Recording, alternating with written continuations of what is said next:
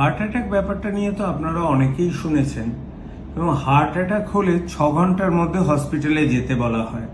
কেন জানেন? হার্টের যে অংশের রক্ত নালীটা চলছে সেটা যেখানটায় ব্লক হয়েছে সেটা যাতে খুলে দেওয়া যায়। কিন্তু এ ব্যাপারে একটা ইতিহাস আছে। হার্টটা ধরুন এরকম একটা মাসল।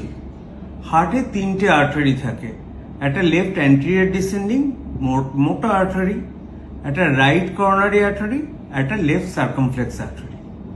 এবার একটা আর্টারি যদি ধরেন, আর্টারির মধ্যে একটা লুমেন থাকে, একটা এখানটায় যেরকম একটা দেখছেন এরকম লুমেন থাকে, এর ভেতর দিয়ে রক্ত প্রবাহ হয়। তা হার্টে যখন রক্ত প্রবাহ হয়, রক্ত যদি হঠাৎ করে বন্ধ হয়ে যায় তখন আমরা হার্ট অ্যাটাক হয়েছে বলি। ধরুন যদি লেফট অ্যান্টেরিয়র ডিসেন্ডিং আর্টারিতে কোনো রক্ত ক্লট হয়ে যায় তাহলে সেটা একটা মেজর অ্যাটাক হয়। আবার যদি রাইট করোনারি আর্টারিতে যদি ব্লক হয় অনেক সময় পেসমেকারের দরকার পড়ে। তো এইসব গোলমেলে জিনিসে যাওয়ার দরকার নেই। আমি আপনাদের আজকে একটা ইন্টারেস্টিং জিনিস বলতে চাই যে আমাদের যে আর্টারি মানে যেটা হচ্ছে ব্লক, সেটা খোলাটা কবে থেকে শুরু হয়েছে। প্রথম ব্রেক থ্রু আসে জানেন 1964 সালে। প্রথম আমাদের অ্যাঞ্জিওপ্লাস্টি করা হয়, কিন্তু সেটা করা হয়েছিল পেরিফেরাল আর্টারিতে। কিন্তু হার্টের আর্টারিতে অ্যাঞ্জিওপ্লাস্টি প্রথম করা হয় 1977 সালে।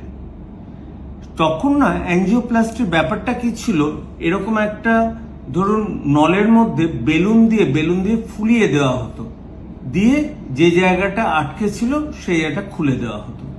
তার একটা অসুবিধা ছিল, বেলুনটা যেই বার করতেন ওটা আবার কিছুদিন বাদে ব্লক হয়ে যেত। তা কতবার একটা জায়গাকে 2বার 3বার করে আপনি বেলুন দিতে পারতেন। এরপর রিয়েল ব্রেক থ্রু আসে 1986 সালে। তখন কি করা হলো যে আর্টারির মধ্যে একটা মেটাল পরিয়ে দেওয়া হতো, সে মেটালটা আস্তে আস্তে এক্সপ্যান্ড করতো, কিন্তু মেটালে আর কিছু থাকতো না, ওটা বেয়ার মেটাল স্টেন্ট বলে। বেয়ার মেটাল স্টেন্ট তো চললো। তারপর না কার্ডিওলজিস্টরা দেখলো যে মেটাল স্টেন্ট ওখানে যেটা রয়েছে, যেখানে আর কিচ্ছু লাগানো নেই, মেটাল স্টেন্টের উপর না এন্ডোথেলিয়াম গজিয়ে যাচ্ছে, অর্থাৎ ব্লক হয়ে যাচ্ছে। অর্থাৎ 2-3 বছর বাদেই কিন্তু বেয়ার মেটাল স্টেন্টটাও ব্লক হয়ে যাচ্ছে। সায়েন্টিস্টরা তো থেমে থাকে না, আপনারা জানেন। 1999 সালে প্রথম আবিষ্কার এলো আমাদের মেটাল স্টেন্টের উপর একটা কোটিং লাগিয়ে, তার উপরে একটা অ্যান্টি প্রলিফারেটিভ ড্রাগ লাগিয়ে, ড্রাগ ইলিউটিং স্টেন্ট, ডিইএস।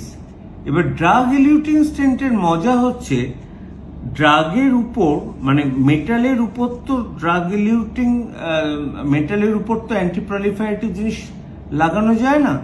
তা মেটালের এর মধ্যে মনে করুন মেটালটা ঢোকালেন, মেটালের উপরে একটা পলিথিনের একটা পলিমারের একটা কোট দেওয়া হতো, সেই পলিমারের কোটের মধ্যে ড্রাগ ইলিউটিং মেটেরিয়াল অর্থাৎ অ্যান্টি প্রলিফারেটিভ মেটেরিয়াল দিয়ে দেওয়া হতো। তাতে কি হতো, যখন আপনি মানে স্টেনটা করলেন, অর্থাৎ আপনি হার্টের আর্টারির মধ্যে দিয়ে ওই বেয়ার মেটাল স্টেনটা ড্রাগ ইলিউটিং স্টেনটা ঢোকাচ্ছেন, তখন কিন্তু ওই আমাদের এন্ডোথেলিজেশনটা আর হচ্ছে না। কিন্তু বেয়ার মেটাল স্টেন্টের চেয়ে এই ড্রাগ ইলিউটিং স্টেন্টের দেখা গেল অদ্ভুত ব্যাপার, খুব তাড়াতাড়ি থ্রম্বাস জমে যায়। সেই জন্য ড্রাগ ইলিউটিং স্টেন্ট যদি দেওয়া হয়, দেখবেন 1 বছর 2টো রক্ত পাতলা রাখার ওষুধ কিন্তু খেতেই হবে। বেশিরভাগ ক্ষেত্রে ডাক্তাররা লিখে দেন যে এই 2টো ওষুধ চলবে না বলে বন্ধ করবেন না। এটা হচ্ছে ড্রাগ ইলিউটিং স্টেন্ট, যেটা কিন্তু 2000 সাল থেকে পৃথিবীতে এসেছে।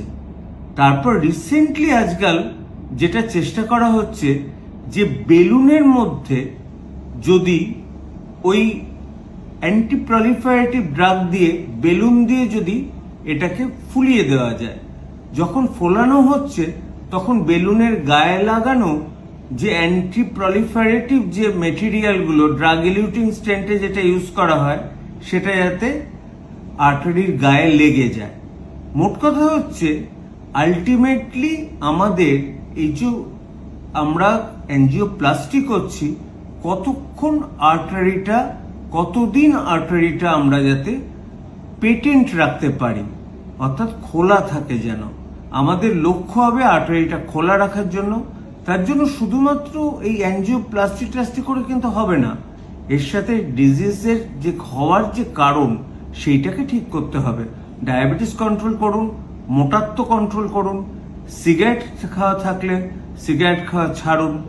দেখবেন স্টেন্ট পরে, স্টেন্ট নিয়ে, স্টেন্ট বন্ধ না হয়েও আপনারা ভালোভাবেই থাকতে পারবেন।